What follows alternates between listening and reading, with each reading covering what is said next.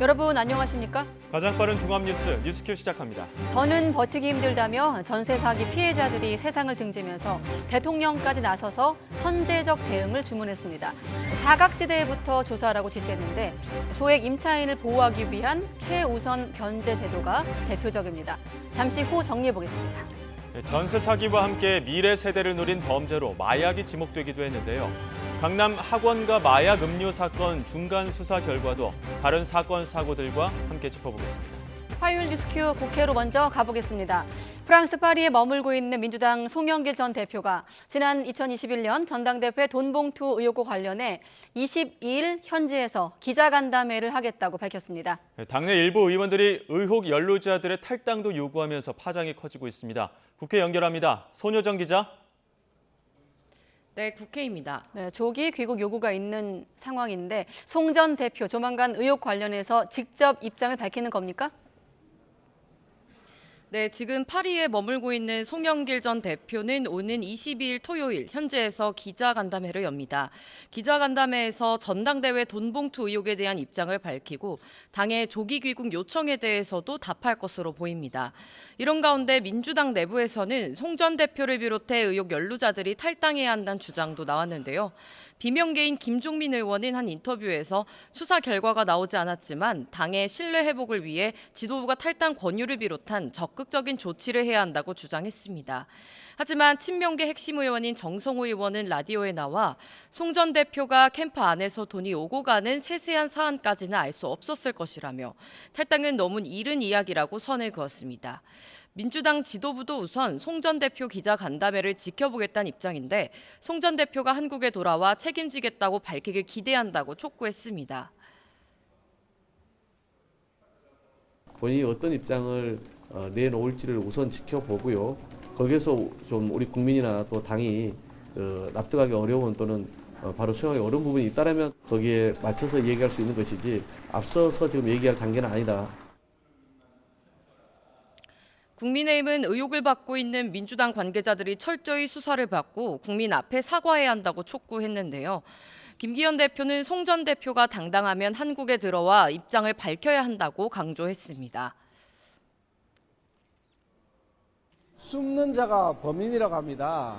당당하면 나와서 설명한 별표인데 송영길 전 대표가 출국하게 된 과정도 사실은 외국으로 도망간 것이 아닌가 하는 의심을 하지 않을 수가 없습니다. 다만 국민의힘 지도부도 별도 특검 추진보다는 우선 검찰 수사를 지켜보자는 분위기입니다. 네, 그리고 다음 주 본회의 앞두고 여러 쟁점 법안에 대한 논의도 이어지고 있죠. 네, 지난 13일 본회의에서 처리 여부를 놓고 여야가 맞붙었던 간호법 제정안과 관련해 국민의힘이 오후 2시부터 의원총회를 열고 대응 방안을 논의하고 있습니다. 의원총회에는 조규홍 보건복지부 장관이 출석해 야당 주도로 본회의에 직회부된 간호법안에 대해 보고하고 의원들 질의에 답하고 있습니다. 민주당은 오는 27일 예정된 본회의에서 원안대로 간호법 제정안을 처리하겠다는 방침이지만 정부와 여당은 의사협회를 비롯한 의료단체들 입장을 반영한 중재안을 논의한다며 맞서고 있습니다. 윤재욱 원내대표는 의원총회에 앞서 간호법 중재안과 관련해 각 지역단체를 만나 설득 작업을 이어가야 한다며 의원들의 관심을 촉구했습니다. 이런 가운데 오늘 국회에서는 애초 과학기술정보방송통신위원회 전체 회의가 열리기로 했는데 취소됐습니다. 국민의힘이 민주당의 방송법 개정안 본회의 직회부에 대한 권한쟁의 심판을 청구한 뒤 처음 열리는 회의였는데 여야가 MBC 전현직 사장을 출석시킬지를 두고 이견을 좁히지 못한 것으로 파악됐습니다. 지금까지 국회에서 전해드렸습니다. 네, 최근 전세 사기 관련해서 일단 피해자들이 잇따라 세상을 등진 가운데 오늘 대통령까지 나서서 선제적 대응을 주문했고 또 추가 속보가 들어왔습니다. 이 피해자들을 중심으로 경매가 진행이 되면 강제 퇴거가 불가피하다면서 경매 중단을 좀 요구한 목소리가 있었는데 여기에 대해서 보고를 받은 대통령이 국토부 장관을 향해서 시행을 지시했다는 속보가 들어왔습니다. 피해자들의 경매 중단 요구에 대한 대통령의 국토부 장관을 향한 지시 속보였는데 좀 더 내용이 보강되면 다시 한번 여러분께 알려드리겠습니다. 네, 그리고 이번 돈봉투 의혹을 수사하고 있는 검찰은 우선 자금 마련과 전달 과정, 그러니까 공여자를 밝히고 나서 수수자를 밝히는 방식으로 수사를 확대할 거라고 밝히고 있는데요. 2008년 한나라당 전당대회 사건과 연결지어서 수사 과정을 예상하는 법조계 시각도 있습니다. 당시 수사 결과를 보면 이번 민주당 돈봉투 의혹 수사의 핵심이 무엇인지 알 수 있습니다. 최민기 기자가 보도합니다.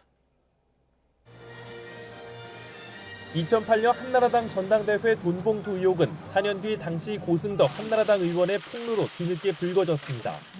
당대표 후보가 300만 원이 든 봉투를 전해와 돌려보냈다는 거였는데 검찰 수사 결과 박희태 국회의장 측이었던 것으로 드러났습니다.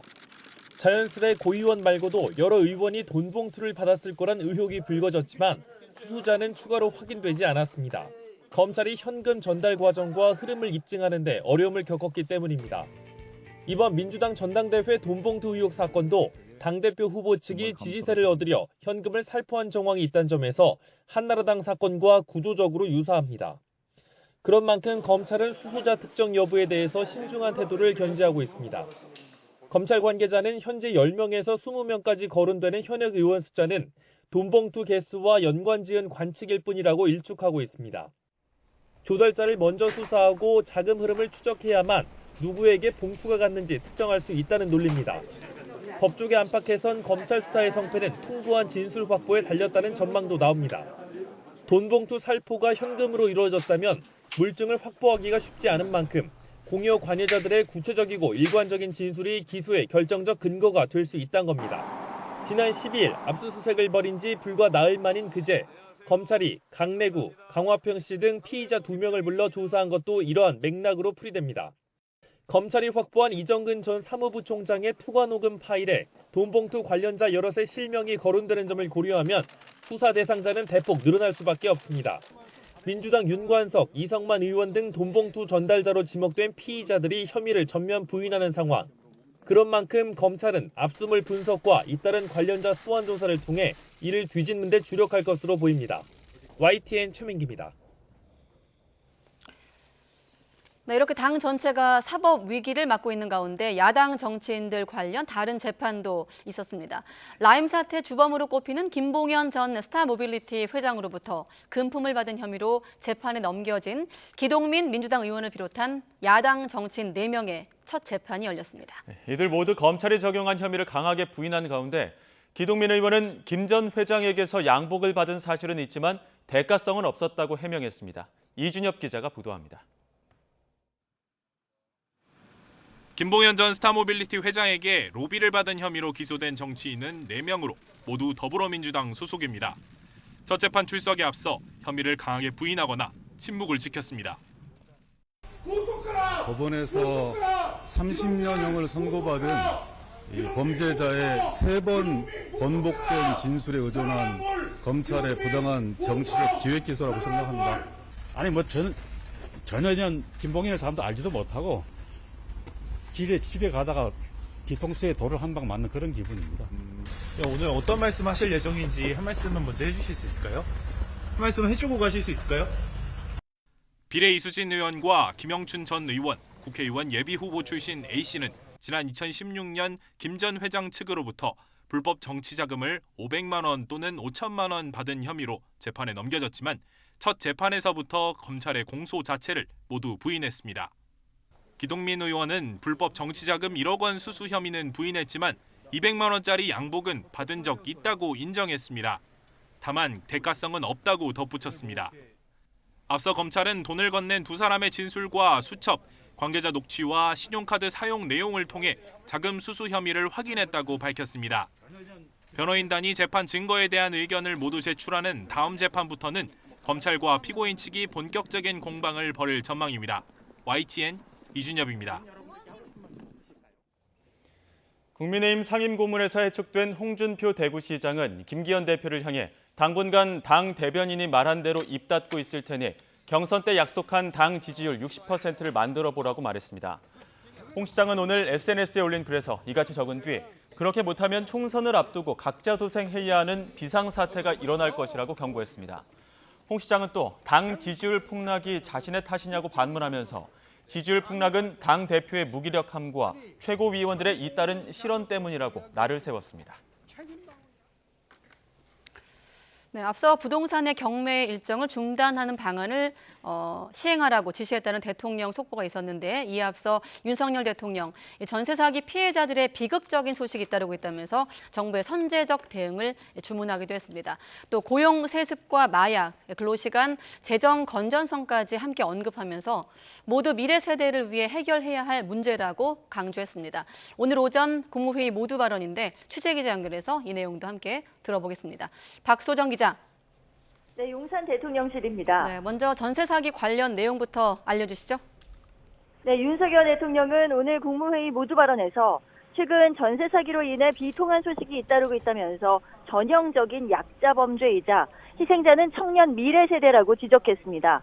정부 출범 이후 전세 사기 특별단속으로 2천여 명을 검거했고 전세 피해 지원센터 설치 등 대책을 마련했다는 점을 강조하면서도 앞선 계약으로 피해자가 계속 발생해 안타깝다고 말했는데요. 직접 들어보겠습니다. 앞서 체결된 전세 계약서에서 피해자가 계속 발생하고 있어 안타깝습니다. 정부 대책이 현장에서 제대로 작동하고 있는지 점검하고 또 점검해 주시기 바랍니다. 또 피해 신고가 없더라도 지원에 사각지대가 없는지 먼저 조사하고 찾아가는 지원 서비스를 해달라고 지시했습니다. 어제 비공개 수석 비서관 회의에서 고용 세습을 반드시 뿌리 뽑아야 한다고 강조했던 윤 대통령, 오늘도 강하게 비판했습니다. 국내 일부 기업에서 단체 협약으로 직원 자녀를 우선 채용하는 조항을 유지하는 건 매우 잘못된 관행이며 헌법 정신에 위배되는 기득권 세습이자 미래 세대의 기회 박탈이라고 언급했습니다. 윤 대통령이 내세웠던 노조 개혁의 일환인데요. 들어보겠습니다. 저는 노동개혁의 첫째는 노사 법치 확립이라고 늘 강조해 왔습니다. 헌법에 위배되는 기득권 세습을 타파하는데 관계 국무위원들께서 최선을 다해 주시기 바랍니다. 윤 대통령은 이와 함께 마약 범죄 근절도 거듭 강조했습니다. 마약 청정국이던 우리나라가 어느 순간부터 정부 당국의 방치로 미래 세대인 청소년에게까지 유포됐다는 점이 충격적이라면서 정부의 총체적 대응을 촉구했습니다. 네, 박 기자. 그리고 이 밖에도 오늘 국무회의 발언에 매우 다양한 내용이 담겨 있었죠? 그렇습니다. 재정준칙 법안 통과도 촉구했는데요. 윤 대통령은 문재인 전임 정부를 겨냥해 국가 채무가 처음으로 1,000조 원을 넘어섰다며 무분별한 현금 살포와 포퓰리즘은 거부해야 한다고 강조했습니다. 또 방만한 지출로 감내할 수 없는 고통을 떠넘기는 건 미래 세대에 대한 착취인 만큼 재정 건전성 강화를 반드시 해내야 한다면서 지난해 국회에 제출된 재정준칙 법안이 통과되도록 해달라고 국회에 주문했습니다. 근로시간 유연화와 관련해서는 정부가 광범위한 여론 수렴을 실시하고 있으며 국민의 그 결과를 소상히 알리고 정책을 추진해야 한다고 밝혔습니다. 여론조사는 그 결과뿐 아니라 과정까지 모두 공개돼야 하고 질문 내용과 방식이 과학적이고 공정해야 한다면서 그렇지 않다면 결국은 국민을 속이는 것이라는 언급을 하기도 했습니다. 윤 대통령의 오늘 모두 발언 7분 16초 동안 이루어졌는데요. 무려 5가지에 이르는 다양한 주제가 담겼습니다. 대통령실은 이 여러 사안을 꿰는 키워드를 미래 세대라고 했습니다. 전세 사기도 고용세습, 또 마약, 근로시간, 재정 건전성까지 모두 미래 세대가 연관돼 있고 미래 세대를 위해 해결해야 하는 문제라고 부연했습니다. 지금까지 용산 대통령실에서 YTN 박소정입니다. 네, 민주당 이재명 대표도 전세 사기가 청년들을 절망의 늪으로 빠뜨리는 중대 민생 범죄라면서 실질적 방안을 마련해 벼랑 끝에 몰린 국민을 구해야 한다고 강조했습니다. 이 대표는 SNS를 통해 어제 또 한 분의 전세 사기 피해자가 스스로 목숨을 끊는 안타까운 일이 발생했다면서 이같이 밝혔습니다. 이어 보증금이라도 돌려받게 해달라는 피해자의 절규에 응답해야 한다면서 어떤 대책이든 좋으니 정부가 전세 사기 피해자를 보호할 수 있는 방안을 마련해 달라고 촉구했습니다. 네, 그런가 하면 인천 지역에서 전세 사기를 당한 아파트와 빌라의 상당수가 이미 경매나 공매 절차에 들어간 것으로 나타났습니다. 인천 미추홀구 전세 사기 피해 대책위는 대책위에 가입한 1,787세대 60% 정도에 해당하는 1,066세대가 이미 경매나 공매 절차에 들어갔다고 밝혔습니다. 그 가운데 106세대는 이미 절차가 끝나 매각이 됐고 261세대는 매각 절차가 진행되고 있습니다. 인천 전세 사기 피해자 3명이 잇따라 극단적인 선택을 한 가운데 각계 시민단체 60여 곳이 참여한 시민대책위원회도 출범했습니다. 전세 사기 깡통 전세 문제 해결을 위한 시민대책위는 오늘 출범 기자회견을 열어 임차인들의 보증금 채권을 공공이 매입을 해 피해액을 돌려주는 깡통 전세 특별법을 만들어야 한다고 주장했습니다. 또 보증금 채권을 토대로 해당 주택을 사들여 공공임대 주택으로 활용할 것을 제안했습니다.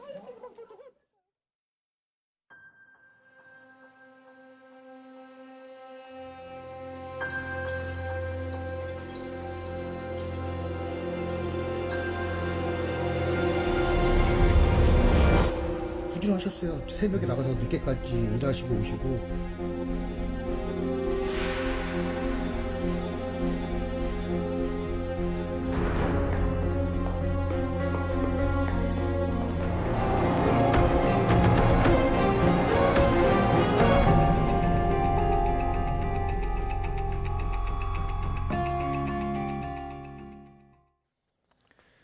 인천 전세 사기 피해자가 또 스스로 목숨을 끊으면서 지금까지 청년 세입자 3명이 안타깝게 세상을 떠났습니다. 그런데 벼랑 끝으로 내몰린 전세 사기 피해자 3명에게는 공통점이 있습니다. 바로 최우선 변제라는 구제책을 눈앞에 두고도 간발의 차이로 보호의 울타리를 벗어나 있었다는 점입니다. 최우선 변제란 소액 임차인을 보호하기 위한 최소한의 안전장치를 말합니다. 세입자가 살던 집이 경매나 공매로 넘어갔을 때 배당 우선권이 있는 은행 등 권리자보다 먼저 보증금의 일부를 보호받을 수 있는 권리입니다. 최우선 변제를 받으려면 소액 임차인 기준에 먼저 들어야 하는데요. 이번에 안타깝게 숨진 피해자들은 모두 전세금 증액이라는 꼼수 탓에 대책이 겉도는 차이 사각지대로 내몰린 겁니다. 먼저 어제 오전 숨진 채 발견된 30대 피해자는 애초 7,200만 원의 전세 계약을 맺었습니다. 당시 소액 임차인 기준이 보증금 8천만 원 이하였기 때문에 법적 보호를 받을 수 있는 상태였죠. 하지만 재작년 임대인의 요구로 재계약을 하면서 보증금을 9천만 원까지 올렸습니다. 이후 전세 사기가 드러나고 집이 경매에 넘어갔지만 이미 소액 임차인의 기준을 벗어나면서 최우선 변제금을 전혀 받을 수 없는 상황으로 바뀐 겁니다. 그리고 나흘 전 엄마에게 2만 원만 보내달라는 마지막 말을 남긴 채 숨진 20대 남성 세입자 역시 법의 울타리 밖에 있었습니다. 이 남성은 2021년 재계약을 하면서 애초 6,800만 원이던 전세금을 9천만 원으로 올려준 상태였는데요. 그나마 2019년 소액 임차인 기준 금액이 늘어나면서 일부를 돌려받을 수 있었지만 절반이 넘는 5,600만 원은 포기해야 했습니다. 지난 2월 피해자 중 가장 먼저 세상을 떠난 30대 남성 세입자는 500만 원 차이로 최우선 변제금을 보상받지 못했습니다. 이 남성은 7천만 원의 빌라를 계약했는데 당시 그 빌라의 소액 임차인 기준은 6,500만 원이었습니다. 500만 원 차이로 보증금 전액을 날리게 된 상황이었죠. 정부는 지난 2월 소액 임차인의 기준과 변제 금액을 모두 올렸습니다. 서울은 1억 6,500만 원 이하, 광역시는 8,500만 원 이하, 그 밖의 지역은 7,500만 원 이하의 보증금을 납부한 임차인이 우선 변제권을 갖는데요. 하지만 올라간 기준 역시 서급 적용이 안 되고 2, 3년 사이 전셋값도 급등해 기준을 벗어나는 피해자가 많아진 겁니다. 그런가 하면 전세 사기 사태가 본격화한 이후 최근까지 1,000세대 이상이 경매 또는 공매에 넘어간 것으로 나타났습니다. 경매가 낙찰되면 현실적으로 임차인들은 강제 퇴거가 불가피한 상황인데요. 이딴 전세 사기 구제 방안에도 피해자가 속출하자 피해자들은 당장 거리로 내몰리지 않도록 경매라도 중단해 줄 것을 촉구했는데요. 이에 대해 앞서 속보로 전해드린 것처럼 오늘 국토부 장관이 대통령에게 관련 내용을 보고했고 윤 대통령도 경매 중단을 지시해 그나마 피해자들의 숨통이 트일지 주목됩니다. 네, 휘발유나 경유 등 기름에 붙는 세금을 깎아주는 유류세 인하 조치가 넉 달 연장됩니다. 인하 폭도 기존대로 유지하기로 했습니다. 더 자세한 내용은 취재기자 연결해서 들어보겠습니다. 이영원 기자. 기획재정부입니다. 네, 유류세 인하 조치가 연장된다고요? 이번 달까지였던 유류세 인하 조치가 또 연장됩니다. 오는 8월까지 넉 달 연장되는 건데요. 이번 조치를 포함하면 네 번째 연장입니다. 유류세 인하는 재작년 11월 처음 도입된 이후 인하폭을 달리하며 잇따라 연장돼 왔습니다. 지난해 7월 인하폭이 37%로 역대 최대였고 지난 1월부터 이번 달까지는 휘발유 25%, 경유와 LPG는 37%가 적용되고 있습니다. 이런 인하폭은 이번에도 유지됩니다. 세수 부족의 인하폭 축소가 고려됐지만 여론 악화를 우려한 여당의 강력한 압박에 결국 유지를 결정한 겁니다.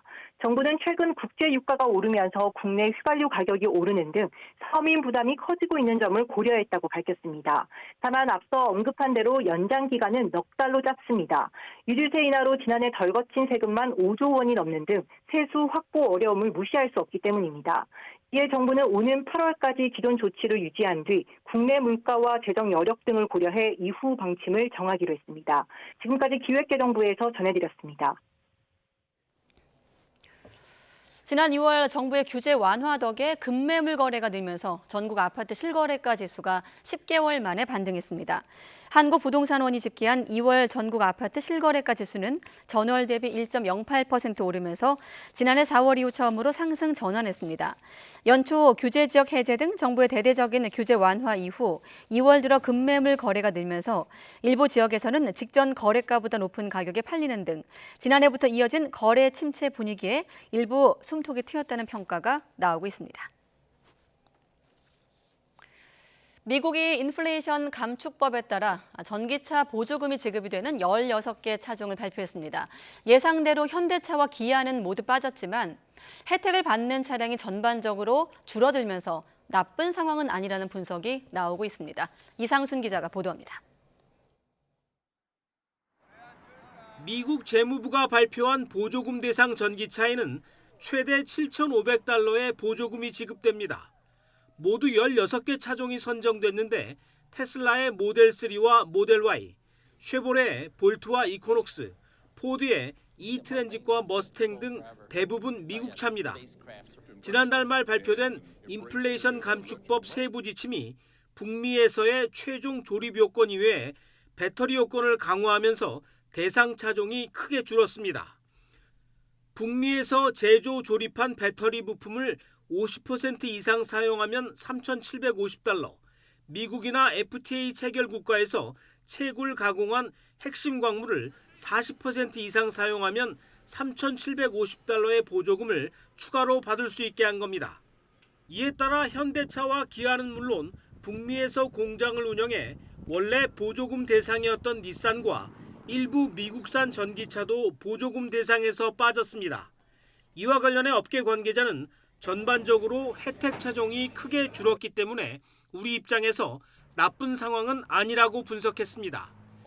현대차와 기아는 우선 오는 2025년 완공 예정인 조지아주의 전기차 배터리 합작 공장 건립에 속도를 내고 엘라베마 공장에서 조립 중인 GV70의 중국산 배터리를 북미산으로 대체하는 방안도 모색 중인 것으로 전해졌습니다. 미국은 오는 2030년까지 신규 판매 자동차의 50%를 전기차로 채우겠다는 목표를 달성하기 위해 민간과 공공부문 전기차 대책을 추가로 내놨습니다. 차량 공유 서비스 업체가 속속 동참했습니다. 특히 우버는 소속 운전자들의 차량을 전기차로 전환하는 그린 퓨처 프로그램을 통해 올해 말까지 플랫폼을 통한 전기차 주행을 6억 437만 킬로미터까지 끌어올리기로 했습니다. YTN 이상순입니다. 현대차와 기아의 전기차가 미국 정부의 보조금 지급 대상에서 제외된 것과 관련해 현대차 그룹은 이미 예상했고 최악은 아니라고 본다면서 세 가지 방향으로 대응을 준비하고 있다고 밝혔습니다. 우선 오는 2025년 완공 예정인 미국 내 현대차 그룹의 전기차 공장 완공 시점을 최대한 앞당긴다는 방침입니다. 또 미국에서 제네시스 GV70 전동화 모델이 보조금을 못 받게 됨에 따라 배터리를 담당하는 SK온과 협력해 대응 방안을 강구할 계획입니다. 아울러 연초에 늘어난 현대차의 리스와 렌트 등 미국 내 상업용 전기차는 세액 공제를 받는 만큼 해당 프로그램을 최대한 확대하기로 했습니다. 그동안 대규모 적자를 이어왔던 실손의료보험의 지난해 실적이 많이 개선된 것으로 나타났습니다. 하지만 일부 과잉 진료에 따른 보험금 누수는 여전한 과제라는 평가입니다. 조태현 기자가 보도합니다. 실제 의료비를 보상해 제2의 건강보험이라고도 불리는 실손의료보험. 지난해 말 기준 가입자는 3,997만 명으로 국민건강보험 가입자의 80%에 육박합니다. 문제는 그동안 대규모 적자가 이어져 왔다는 점입니다. 매년 꾸준히 증가하다 지난 2021년엔 2조 8,600억 원까지 늘었습니다. 하지만 지난해엔 1조 5,300억 원으로 적자 자체는 이어졌지만 규모가 절반 가까이 줄었습니다. 사정이 한층 나아진 셈입니다. 보험사의 핵심 수익성 지표로 보험료에 직접 영향을 미치는 손해율 역시 2018년 이후 처음으로 100%에 근접했습니다. 백내장 등 비급여 과잉 진료를 방지하는 노력이 일정 부분 성과를 거뒀고 1, 2세대 실손보험료를 인상한 것도 영향을 미쳤습니다. 다만 과제도 여전히 적지 않습니다. 건강보험이 적용되지 않는 비급여 항목 가운데 1위와 2위를 과잉 진료 논란이 큰 도수치료와 백내장이 차지했기 때문입니다. 보험금 누수 우려가 여전하다는 뜻입니다. 도수치료와 같이 이제 과잉 진료에 우려가 있는 항목들에 대해서는 수가를 올려서 수요를 조금 줄일 필요가 있고요. 4세대 실손보험으로 전환을 통해서 전반적으로 이러한 비급여 항목들이 실손보험 요금에 반영될 수 있도록 유도를 해야 될 상황인 것 같습니다. 금융당국은 앞으로도 비급여 진료 항목과 관련한 관리를 강화해 나가기로 했습니다. 또 과잉 진료 통제 수단을 갖춘 4세대 실손보험으로의 전환을 유도한다는 방침입니다. YTN 조태현입니다.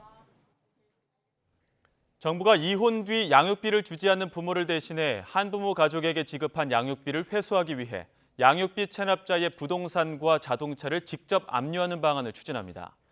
여성가족부는 관계부처 합동으로 수립한 제1차 한부모 가족정책 기본계획에 이 같은 한시적 양육비 긴급지원 회수율 제고 방안을 담았습니다. 기존에는 예금만 압류 대상이었는데 이번 조처는 압류 가능한 재산을 예금에서 부동산과 자동차로까지 확대한 겁니다. 학교 급식 종사자가 폐암 위험에 노출됐다는 지적이 계속되는 가운데 지난 2년간 퇴사자 수가 40%로 급증한 것으로 확인됐습니다. 전국교육공무직본부는 국회 기자회견에서 급식 종사자 퇴직자 가운데 자발적 퇴사 비율이 2020년 40.2%에서 2021년 45.7%, 지난해엔 55.8%로 과반을 넘겼다고 밝혔습니다. 입사 6개월 내 퇴사하는 경우도 급증해 2020년엔 중도 퇴사자의 23.8%가 6개월 내 퇴직자였지만 2022년엔 1,104명으로 36.6%를 차지했습니다. 네, 제주공항에 강풍이 불면서 지난 5일에 이어서 또 무더기 결항 사태가 발생했습니다. 지금까지 170여 편의 항공편 운항이 끊겼습니다. 지금은 항공편 운항이 재개됐다고 하는데요. 제주 연결해 결항 상황 알아보겠습니다. 고재영 기자. 네, 제주 취재본부입니다. 네, 제주공항 항공편 운항이 재개됐다고요? 네, 그렇습니다. 다행히도 오후 들면서 바람이 점차 잦아들어서 제주공항 항공편 운항이 재개됐습니다. 무더기 결항에 따른 연결편 문제로 지연은 이어지고 있는데요. 하지만 차츰 정상화할 것으로 보입니다. 제주공항은 오늘 지난 5일에 이어 오늘 또 강풍으로 항공편 무더기 결항 사태를 빚었는데요. 오후 2시 기준으로 171편의 항공편 운항이 끊긴 상태입니다. 제주공항 출발 대기실에는 종일 대기표를 구하려는 승객들로 북적였습니다. 지난 5일에도 강풍에 항공편 210여 편이 무더기 결항하기도 했는데요. 오늘도 바람이 문제였습니다. 제주공항에는 오전 8시 20분 초속 27m의 최대 순간풍속 바람이 기록되기도 했고요. 강풍과 항공기 착륙을 방해하는 급변풍이 발생하면서 각각 특보가 발효 중입니다. 제주공항 기상대는 늦은 오후부터 점차 바람이 잦아들 것으로 예상했었는데요. 항공편 이용 승객분들은 미리 항공편 운항 여부를 확인하시는 것이 중요합니다. 해상에도 풍랑주의보가 내려지면서 일부 여객선 운항이 통제된 상태입니다. 또 제주 산간과 제주 공항이 있는 제주 북부 지역은 강풍경보에서 정오를 기해 강풍주의보로 변경됐는데요. 초속 20m 이상의 강풍이 불면서 강풍 피해도 발생했습니다. 소방당국도 간판과 가로수 등 40여 건을 안전조치했습니다. 또 제주 북부 지역에는 폐년상으로 아침부터 기온이 28도까지 치솟으면서 때이른 초여름 날씨를 보였습니다. 지금까지 제주에서 YTN 고재영입니다. 네, 항공편 이용하시는 분들은 미리 좀 항공편을 확인하라는 고재영 기자의 당부였습니다. 네, 국내 엠폭스 확진자가 3명 더 늘었는데 모두 해외여행 이력이 없는 국내 지역사회 감염으로 추정되고 있습니다. 질병관리청은 오늘 엠폭스 확진 환자 3명이 추가로 확인돼 지금까지 국내 엠폭스 누적 환자가 16명으로 늘었다고 밝혔습니다. 신규 환자들은 현재 격리 병상에서 입원 치료를 받고 있으며 전반적인 상태는 양호한 편인데 모두 최초 증상 발현 3주 이내 해외여행 경험이 없었습니다. 북한 정찰총국 소속 해킹 조직이 금융보안인증 프로그램을 통해 언론사 8곳을 포함한 국내 61개 기관을 해킹한 것으로 경찰 수사 결과 확인됐습니다. 이들은 전자금융 서비스를 이용하려면 필수적으로 설치해야 하는 보안인증 프로그램을 노렸는데 국내에서 1000만 대 이상 컴퓨터에 해당 프로그램이 설치된 것으로 파악됐습니다. 안동준 기자의 보도입니다. 인터넷 뱅킹 등 전자금융 서비스를 위해 사용되는 금융 보안 인증 프로그램 이니세이프. 사용자 의사와 상관없이 필수적으로 설치되며 국내에서 이 프로그램이 설치된 PC만 1000만 대가 넘습니다. 북한 정찰총국 소속 해킹 조직 라자루스는 바로 이런 점을 노렸습니다. 특정 버전의 이니세이프에서 보안 취약점을 발견한 라자루스는 공격에 활용할 언론사 웹 서버와 명령 제어 서버를 순서대로 해킹했습니다. 특정 버전 이니세이프가 설치된 PC를 통해 이미 해킹된 언론사 홈페이지에 접속하면 자동으로 악성 코드가 설치되는 이른바 워터링홀 방식을 활용하기 위해서입니다. 악성 코드에 감염된 PC는 해킹 조직의 관리자 권한을 탈취당하게 되는데 그때부터 내부 시스템이 장악돼 이른바 좀비 PC가 될 수 있습니다. 이런 방식을 통해 라자루스는 언론사 8곳, 의료 바이오 기관 4곳, 국가 공공기관 3곳을 포함한 총 61개 기관의 207대 PC를 해킹했습니다. 지난해 10월 해킹당한 기관으로부터 첩보를 입수한 경찰은 라자루스가 재작년 4월부터 해킹을 시도한 정황을 확인하고 대규모 사이버 공격을 사전에 차단했습니다. 많은 국민들이 사용하는 보안 인증 프로그램의 취약점을 활용해서 이 워터링홀 공격 기법을 접목하였기 때문에 그 피해 규모가 대규모로 확산될 수 있었던 그 위험성이 확인된 해킹 사건이라고 할 수 있습니다. 다만 경찰은 이번 해킹으로 자료 유출 등 직접적인 피해를 본 사례는 없고 해킹당한 금융 보안 인증 프로그램은 보안 작업을 마쳤다고 설명했습니다. 경찰은 추가적인 피해를 막기 위해 금융 보안 인증 프로그램을 최신으로 업데이트해달라고 당부했습니다. YTN 안동준입니다. 네, 앞서 김연아 기자가 전해드린 최저임금위원회 첫 전원회의가 무산됐다는 소식에서 해당 기사에서 언급된 권순욱 위원은 권순원 위원으로 저희가 정정 보도하겠습니다. 네, 일선 경찰서장이 직원에게 사비로 간식을 사도록 압박을 하고 꼼수를 써서 수백만 원짜리 고급 침대와 운동기구를 서장실에 들여놨다는 의혹을 YTN이 보도해드렸는데요. 네, 경찰청이 서장을 감찰했지만 제 식구 감싸주기식 결론을 내린 데 이어 오히려 피해 직원에게 근무지를 옮기는 게 어떻겠냐고 권유한 녹취를 YTN이 입수했습니다. 윤성훈 기자의 보도입니다. 지인 경조사비를 대신 내고 간식도 사비로 준비하라고 직원을 사실상 압박한 서울 영등포 경찰서장. 예산 집행 과정에서 꼼수를 부려 수백만 원짜리 고급 침대와 운동기구를 서장실에 들인 의혹도 받습니다. 규정에 어긋난 지시가 잇따르자 격리 계장은 거듭 문제를 제기했고 돌아온 건 근무평가 최하위 평점과 업무 배제 그리고 인격 모독성 폭언이었다고 말합니다. 격리 계장이 뭐 하는 사람이냐, 하는 일이 뭐냐, 마인드가 안 돼 있다. 그런 얘기들을 그날 했습니다. 갑질에 시달리다 못한 계장은 진정을 넣었고 경찰청은 한 달 넘는 감찰 끝에 서장에게 경찰청장 직권의 경고 처분을 내렸습니다. 경찰서장이 계장에게 개인 돈을 쓰게 하는 등 규정을 위반한 사실이 인정된다면서도 비인격적 대우가 있었다는 주장에 대해선 업무 과정에서 주의를 환기하기 위한 질책이라며 받아들이지 않아 정식 징계는 하지 않았습니다. 단순히 규정을 위반한 것일 뿐 갑질은 아니라는 얘기라 가해자와 피해자를 분리하는 조치도 이뤄지지 않습니다. 상사의 비위를 용기 내 제보한 직원으로선 맥이 빠지고 앞으로 일이 격정될 법한 결론이지만 감찰 결과가 나온 다음 날 감찰 책임자를 만나 뜻밖의 이야기도 들었습니다. 다른 경찰서로 옮기는 게 좋지 않겠느냐며 의사를 물어온 겁니다.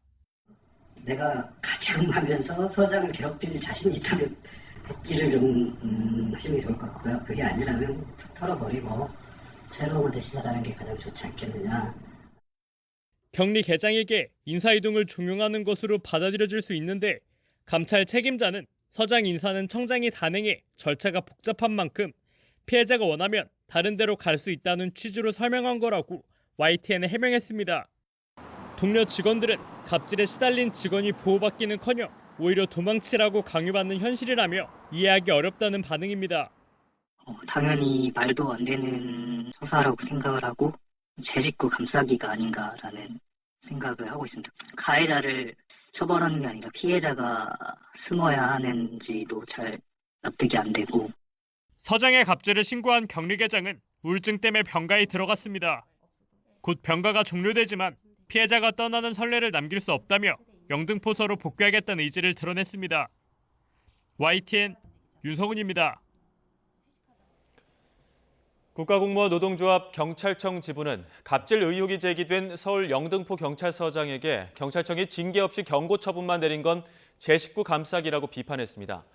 노조는 성명을 내고 서장의 폭언 탓에 피해자에게는 공황장애가 생겼는데도 감사실은 이를 무시했고 부당한 지시로 사비를 사용했는데 일부를 돌려줬다는 이유로 참작해 준 건 편파 행정이라고 주장했습니다. 마약이 특정 계층을 넘어서 사회 전반으로 급속히 퍼지자 정부가 집중 단속을 벌였는데 상황이 심각했습니다. 최근 넉 달 새 적발된 마약 사범만 5천 명이 넘고 압수된 마약은 300kg, 1,000만 명이 투약할 수 있는 분량이었습니다. 정부는 마약과의 전쟁을 선포했습니다. 이승배 기자입니다.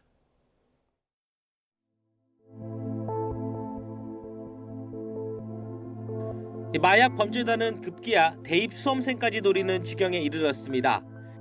보이스피싱과 결합한 이른바 강남 학원가 마약 음료 사건입니다. 누구에게 지시받으셨나요? 피해자들에게 하실 말씀 없습니까? 감사합니다. 마약의 급속한 확산. 정부는 지난해 11월부터 집중 단속을 벌여 마약 사범 5천 명을 잡았습니다. 압수된 마약은 306kg, 필로폰으로 따졌을 때 1,000만 명이 투약할 수 있는 양입니다. 정부는 집중 단속에 이어 마약 관리 종합 대책을 내놨습니다. 우선 검찰과 경찰, 관세청을 중심으로 마약 범죄 특별수사본부를 꾸리기로 했습니다. 청소년 대상 마약 공급 등을 포함하여 인터넷 마약 유통, 대규모 밀수출입 등을 중점적으로 수사하는 한편 범죄 수입은 끝까지 추적하여 완전히 박탈하도록 하겠습니다. 대검찰청엔 올해 안에 마약 수사를 전담하는 가칭 마약 조직 범죄부가 설치됩니다. 또 투약자나 밀수범에 대한 처벌을 강화하기 위해 양형 기준을 높이는 방안이 추진됩니다. 마약이 국민의 건강과 정신을 황폐화시킬 뿐 아니라 청소년의 꿈과 희망을 파괴하고 있습니다. 우리 모두 힘을 합쳐 국가를 좀먹는 마약 범죄를 뿌리 뽑아야 할 것입니다. 의료용 마약에 대한 감시도 더 촘촘해집니다. 의사가 마약류 약물을 처방할 때 환자의 과거 투약 이력을 의무적으로 조회해 중복 처방을 막기로 한 겁니다. 마약 중독 치료와 재활을 위해선 전문 병원과 재활센터를 늘리고 재정 지원을 확대할 계획입니다. YTN 이승매입니다. 대구에서 2살 아이가 호텔 계단 난간 사이로 추락해 숨진 사건과 관련해 지역 시민단체가 중대시민재해처벌법에 따라 호텔 측을 수사하라고 촉구했습니다. 대구 안전생활실천시민연합 측은 호텔 측이 중대시민재해처벌법에 따라 안전조치를 이행할 의무와 책임이 있다며 조사와 재발 방지 대책을 요구했습니다. 이 단체는 사고가 난 계단이 많은 사람이 몰리는 곳이지만 난간이 허술했고 추락 방지턱이나 그물망 같은 장치도 없었다며 호텔 측 안전관리가 허술했다고 주장했습니다. 네, 난간의 기준폭이 기준보다 3배나 넓었다고 하죠. 방금 이 사건 포함해서 마약 음료 사건, 또 JMS 2인자 구속까지 양지민 변호사와 함께 사건, 사고 하나씩 들여다보겠습니다. 네, 변호사님 안녕하십니까? 안녕하세요. 네, 마약 음료 사건, 강남 학원가 마약 음료 사건, 마약과 피싱 결합한 유형의 범죄인데 국내에선 처음인 거죠?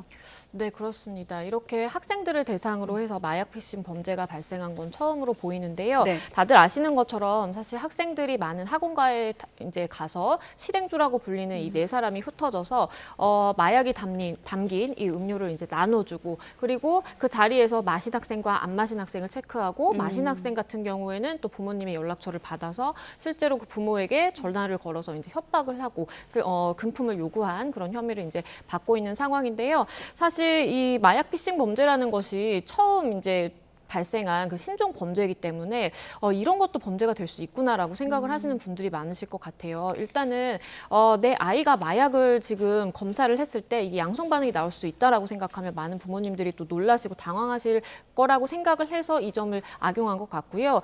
이게 쭉 이제 사건이 발생한 시간을 좀 살펴보면 3월 25일에 중국에서 국제 택배로 이제 필로폰을 약 10g 정도 받게 됩니다. 사실은 3월부터 이렇게 본격적으로 실행에 옮겨졌지만 이 조직 같은 경우에는 한 10월 정도부터 6개월 전 정도부터 굉장히 치밀하게 이러한 설계를 한 것으로 네. 보이고요. 누가 어떤 역할을 할 것인지 이런 걸 치밀하게 나눠서 3월 말 정도에는 알바생을 실제로 이제 모집을 하고 4월 1일에 이제 실제로 음료를 제조하고, 그리고 3일에 알바생에게 구체적으로 어떻게 하라라는 업무 지시를 비롯해서 택배를 이제 보내게 되고요. 그래서 4월 4일에는 이제 협박 전화까지 이렇게 하는 쭉 시간을 거슬러 올라가면 사실 굉장히 치밀하게 좀 계획을 했다라고 볼 수 있겠습니다. 예. 마약 피싱이라는 게 신종 범죄긴 한데 기존의 이제 전통 방식으로 이제 보이스 피싱을 하던 그 조직이 어떻게 보면 범행 수법을 좀 바꾼 그런 케이스라고 하더라고요. 네, 맞습니다. 왜냐하면 보이스피싱 같은 경우에는 처음 발생했던 때가 워낙 오래전이고 많은 네. 분들이 그 수법에 대해서 다 이제 알고 계세요. 네. 그래서 처음에는 어르신분들이 이제 많이 당하셨지만, 하지만 요즘에는 어르신분들도 쉽게 뭐 문자나 이런 거 클릭하면 안 된다라고 해서 스미싱 수법에도 이제 다 알고 계시고, 예. 그리고 이제 일반적인 보이스피싱 같은 경우에도 이게 이제 가짜다라는 걸 이제 알기 때문에 사실은 이제 마약도 이제 공급이 좀 늘어나다 보니까 마약과 이거 보이스피싱은 이제 좀 접목을 해서 어떻게 보면 신종 범죄를 만들어냈다, 사기 범죄를 만들어냈다라고 보이고요. 그리고 이제 협박을 해서 돈을 받으려고 했기 때문에 일단은 이제 공갈 미수가 적용이 될 텐데, 실제로 이제 정말 금품을 받은 경우가 있다라고 한다면 공갈죄도 성립이 가능합니다. 예. 그렇군요. 치밀한 것도 치밀한 거지만 마약과 피싱을 접목한다는 상상을 했다는 자체가 좀 할 말을 잃게 하는데, 자, 중간 수사 결과 이 음료의 1회 투약량의 1회분 투약량의 3배가 넘는 필로폰이 들어 있었다고 하더라고요. 네, 맞습니다. 일반적으로 이제 필리폰 같은 경우에 이제 그 혈관 투여를 하는데 그때 이제 0.03g을 이제 투여하는 게 1회 투약량으로 보고 있습니다. 예. 네. 그런데 이것에 이제 3.3배에 달하는 0.1g을 이 음료에 넣었습니다.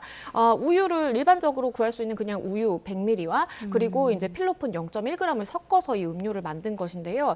사실은 이제 물론 혈관에 투여하는 것과 이렇게 직접 마시는 것과는 그 효과 면에서 당연히 이제 좀 차이는 있겠지만 어쨌든 마약을 한 번도 접해보지 않은 이 어린 청소년들 같은 경우에 이렇게 0.1g이라도 복용을 하게 되는 경우에 굉장히 구토 증상이라든지 아니면 메스꺼움이라든지 그리고 어지러움증을 호소할 수 있다라는 겁니다. 실제 마신 학생 중에 한 명 같은 경우에는 네. 일주일 넘게 이러한 증상을 겪었다라고도 이야기를 하고 있고요. 만약에 0.1g을 이걸 혈관 투여를 한다라고 한다면 뭐 사망에도 이를 수 있을 정도로 굉장히 좀 위험한 수치인데, 그나마 다행인 것은 그래도 이제 먹고 이게 배출이 되는 것이기 때문에 그래도 조금은 이제 나았지만 어쨌든 이렇게 처음 마약을 접하는 사람의 경우에는 건강상의 위험을 초래할 수 있습니다. 예, 이게 지금 관련된 인원 10명 중에 7명은 지금 검거가 된 상황인데, 윗선으로 보이는 사람들은 지금 중국에 있다고 해서 이거 윗선을 검거를 하려고 그러면 결국에는 중국 공안과 어떤 협조가 필요할 것 같은데, 이건 어떻게 봐야 됩니까?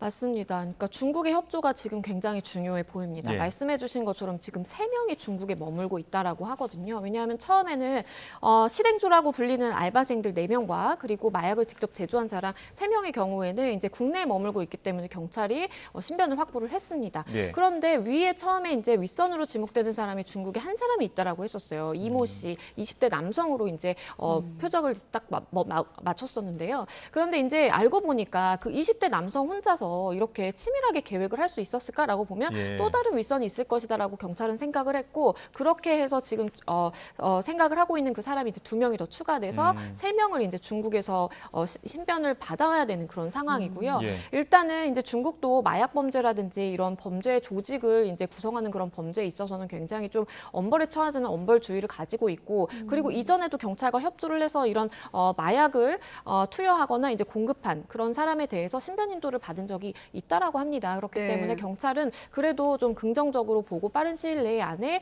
이 사람들의 신변을 확보할 수 있을 것이다라고 보고 있는 것 같은데 그런데 또 현실은 이제 보이스피싱 책이잖아요. 이 사람들이 실질적으로 보이스피싱 범죄가 발생했을 때 그 중국으로부터 이렇게 신변을 인도받아와서 실제 검거까지 이루어지는 검거율이 굉장히 낮거든요. 5%도 되지 않습니다. 그렇기 때문에 일단은 수사 상황을 좀 지켜봐야 될 것 같습니다. 네, 일단 제조범을 포함해서 3명이 검찰에 송치됐는데 다 윗선을 모른다고 하고 있는 상황이고 지금 경찰은 지금 범죄 집단 혐의를 적용해서 중국에 이제 공조를 요청한 상황인데 우리가 지금 계속 보이스피싱을 언급하고 있는데 그럼 보이스피싱을 향한 수사 방식과 좀 비슷한 결로 가는 건가요?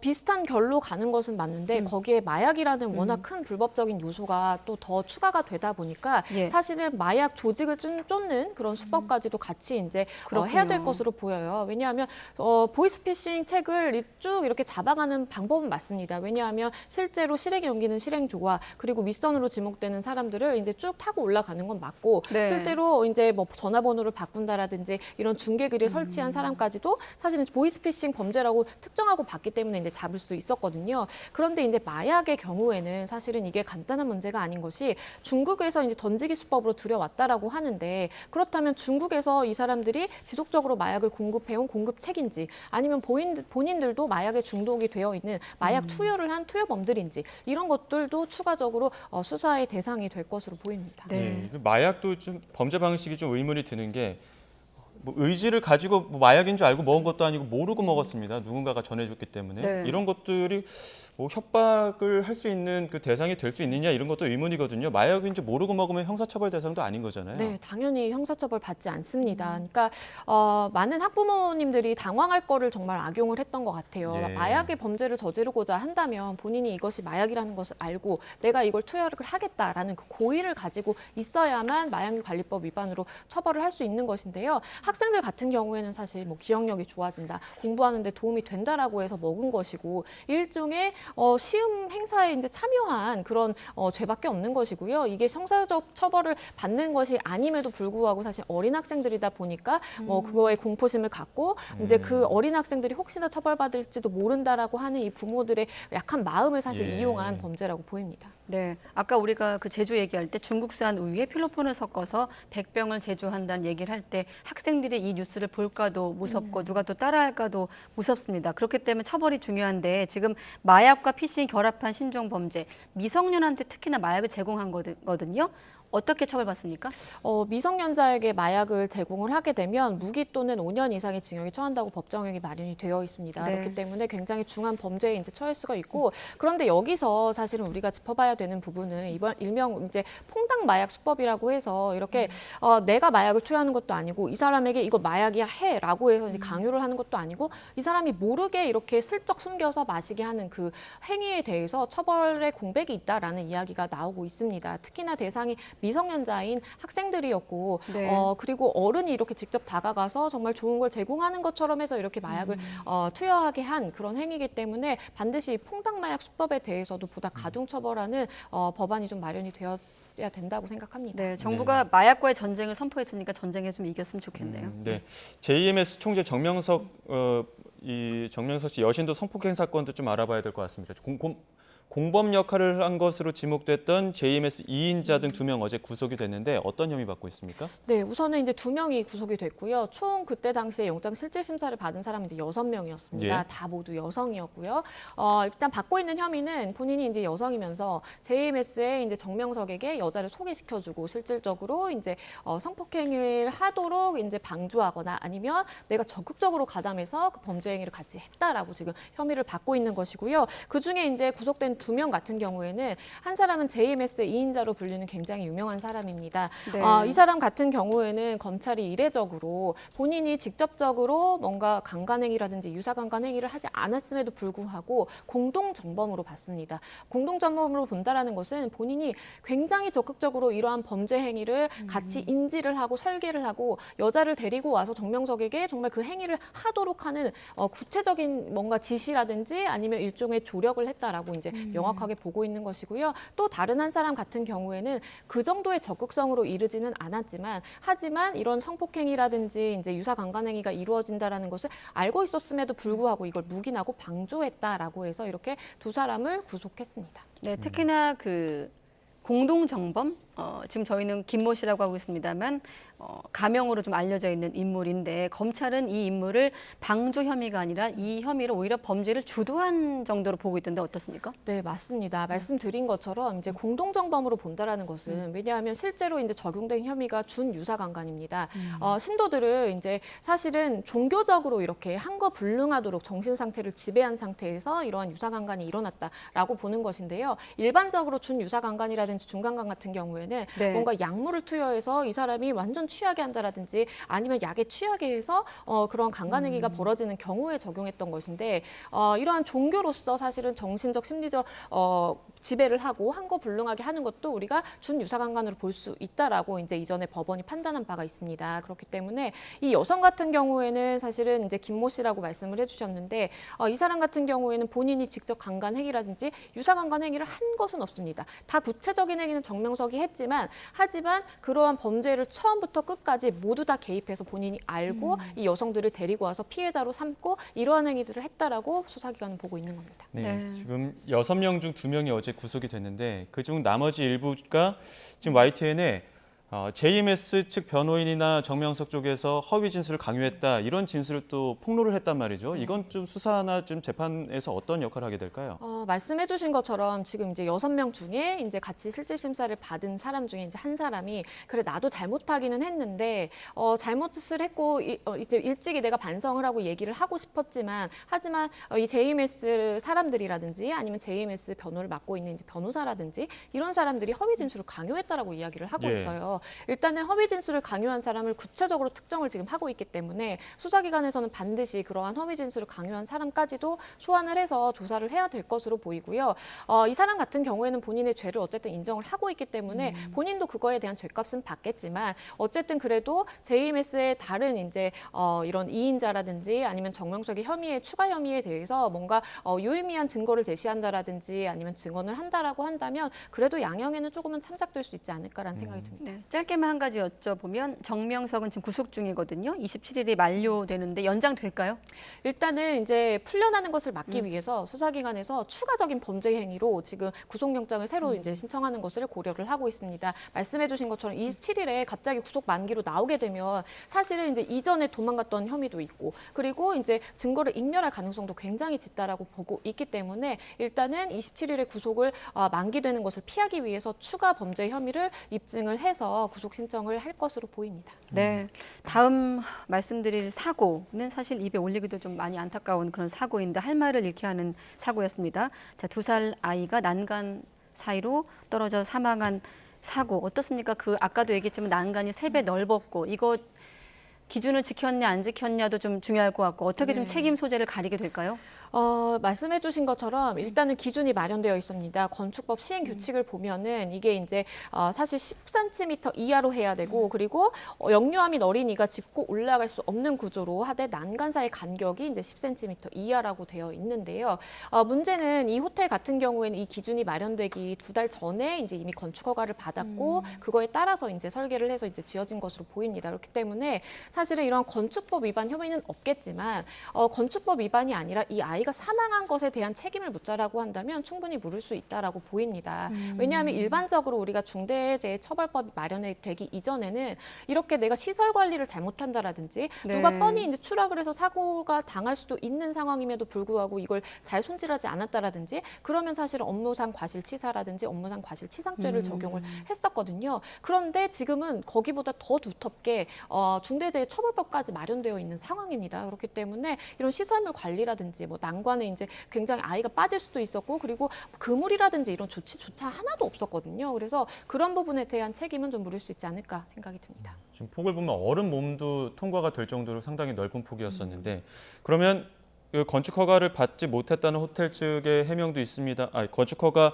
그 기준 날짜를 지났기 때문이라는 해명도 있습니다만 호텔 측이나 혹은 뭐 구청, 감독하는 구청 쪽에 뭐 책임 소재를 물을 다양한 방법들이 있는 겁니까? 일단은 구청은 사실은 안전 기준을 마련이 된 것에 따라서 이제 이게 되느냐 안 되느냐만 이제 형식적으로 판단을 하는 사실 기관이기 때문에 뭐 구청의 책임을 물기는 굉장히 좀 어려워 보이고요. 일단 호텔에서 그러한 실질적인 관리를 못한 책임을 물어야 될 것 같습니다. 말씀해주신 것처럼 사실 모든 걸 다 이제 법에 규정해놓고 다 살필 수는 없는 것이고 실질적으로 이제 시민들이 위험에 처할 수 있는 상황이 있는지 아이가 빠질 수도 있는지 이러한 것을 봐야 되는 책임이 있음에도 불구하고 그리고 그 건물에는 이제 키즈 카페라든지 아이들이 굉장히 많이 오가는 시설임에도 불구하고 그러한 것을 소홀히 했다라고 한다면 그 부분에 대한 책임을 물어야 될 것으로 보입니다.